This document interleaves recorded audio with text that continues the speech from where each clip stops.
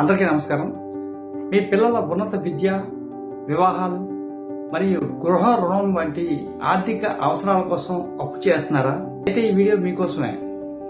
ఈ వీడియోలో నేను చెప్పబోయే విషయాలు శ్రద్ధతో చివరి వరకు వినండి. హలో ఫ్రెండ్స్, నా పేరు ప్రసాదరావు.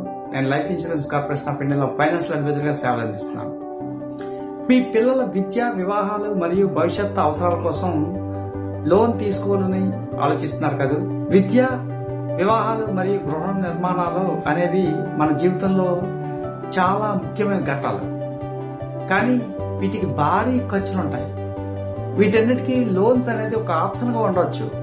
కానీ గుర్తుంచుకోండి, కొన్నిసార్లు అనుకోని సంఘటనల వల్ల కానీ, కుటుంబంలో ఎవరికైనా ఆరోగ్య పరిస్థితి బాగున్నప్పుడు కానీ అధిక ఖర్చులు రావచ్చు.